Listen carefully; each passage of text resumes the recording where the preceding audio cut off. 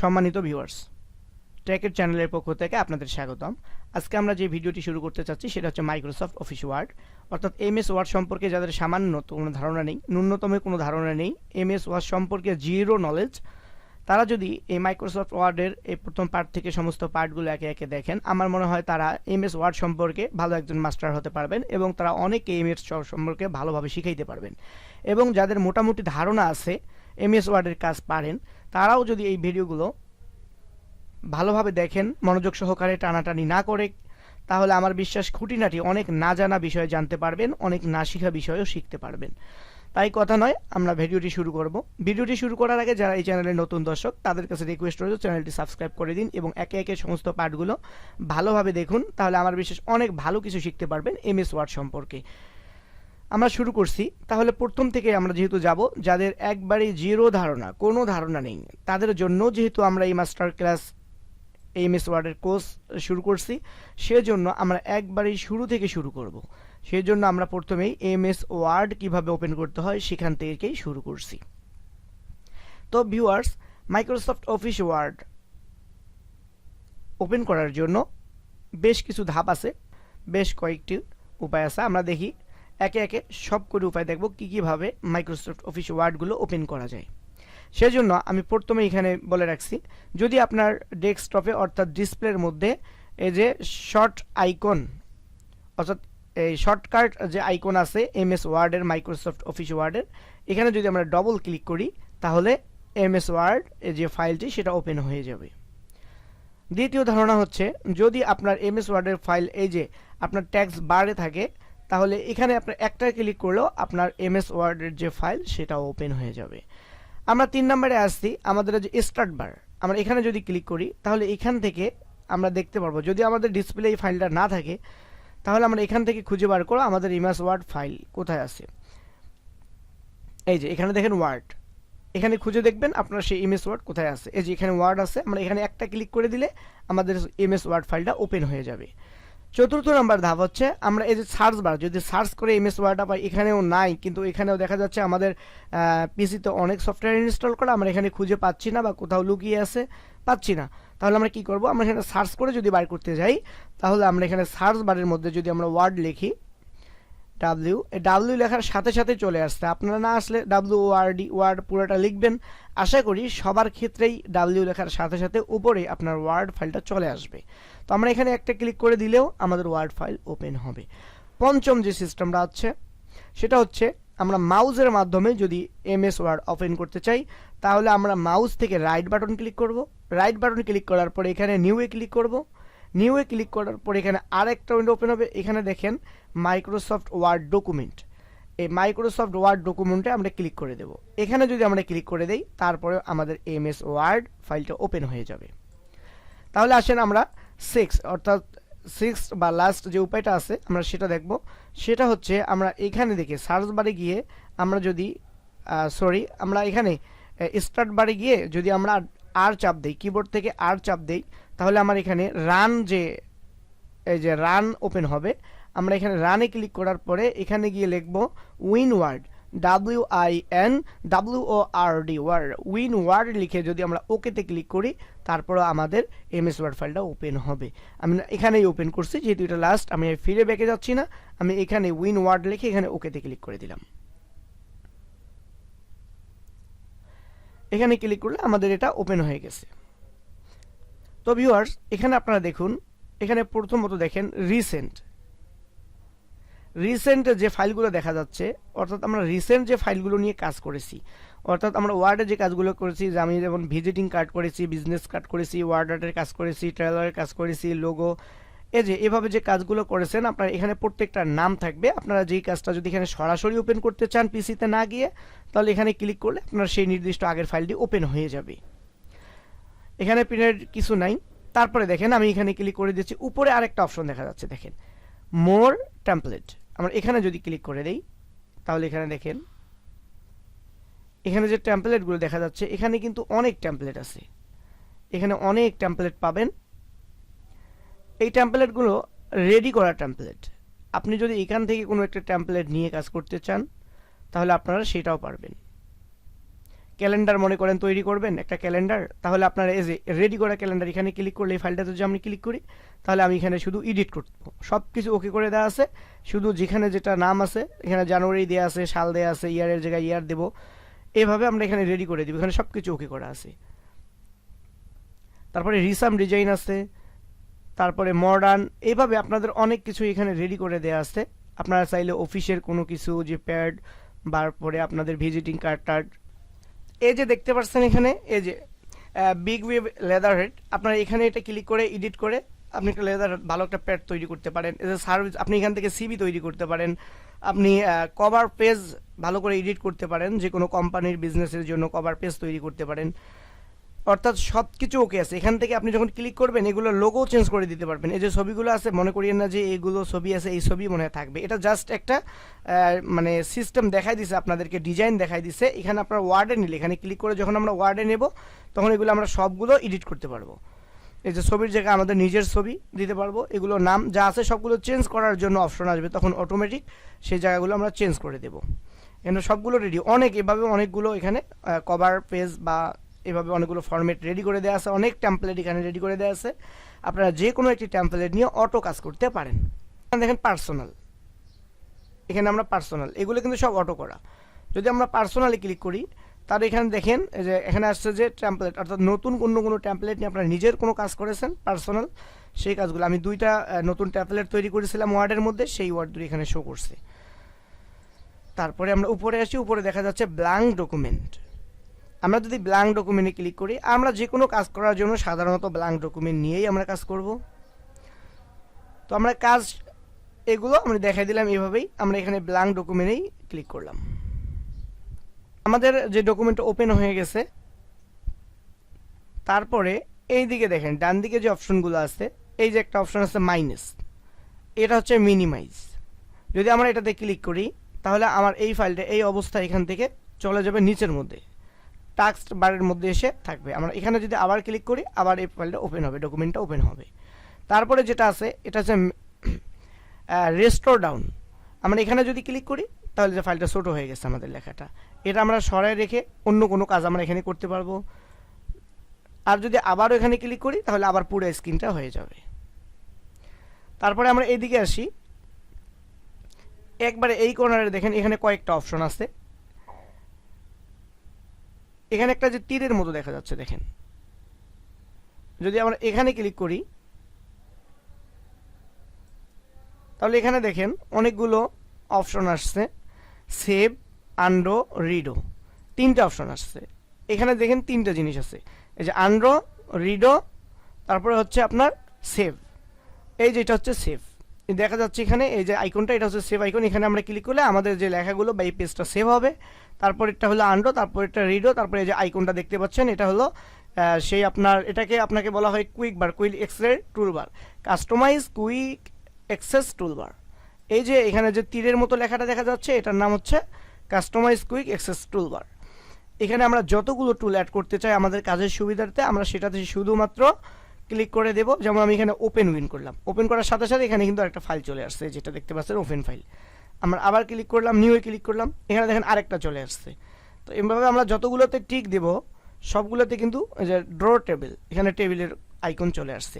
আমাদের কাজের সুবিধার জন্য আমরা এখানে অনেকগুলো আইকন নিতে পারি।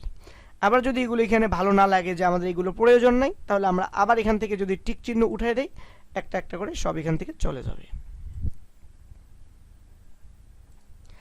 টিক চিহ্ন দেওয়া আছে সেভ, আনডো, রিডো, এগুলোর কাজ কি সেটা অবশ্যই পরে দেখা যাচ্ছে। তারপরে দেখেন এই তাহলে উপরের যেটা ছিল এটার নাম হচ্ছে টেক্সট বার। তারপরে দেখেন নিচের মধ্যে যে লেখাগুলো আছে, যে file, home, insert, design, layout, reference, mailing, review, view, arrange, help, এই যে লেখাগুলো আছে এগুলোকে বলা হয়, কেউ বলে টাইটেল বার, আবার কেউ ট্যাব বলে, শুধু টাইটেল বলে, মেনু বার বলে। যদি আমরা এগুলোকে টাইটেল বলি তাহলে এগুলোর প্রত্যেকটার আন্ডারে এই যে যেগুলো আছে এগুলো হবে সাবটাইটেল। আমরা এই লেখাগুলোকে যদি টাইটেল বলি তাহলে এগুলো প্রত্যেকটা টাইটেলের আন্ডারে অনেকগুলো সাবটাইটেল আছে। এই যে ডিজাইনের আন্ডারে অনেক সাবটাইটেল আছে। লেআউট যে টাইটেল এটার আন্ডারে দেখেন অনেক সাবটাইটেল আছে। আর যদি আমরা এগুলোকে ট্যাব বলি, এই যে এগুলোকে যদি আমরা ট্যাব বলি তাহলে এগুলো প্রত্যেকটার আন্ডারে ট্যাব মেনু, এগুলোকে আমরা ট্যাব মেনু বলতে পারি। এগুলোকে যদি আমরা মেনু বার বলি, এগুলো যদি আমরা প্রত্যেকটাকে মেনু বার বলি তাহলে এগুলো প্রত্যেকটাই হচ্ছে নিচের প্রত্যেকটার আন্ডারে যতগুলো কাজ আছে অর্থাৎ sub menu. Home, insert, design এগুলোকে আমরা মেনু বললে এগুলোর আন্ডারে যতগুলো কাজ আছে এগুলো সবগুলো হচ্ছে সাব মেনু।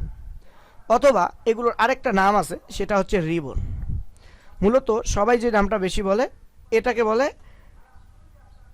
ট্যাব।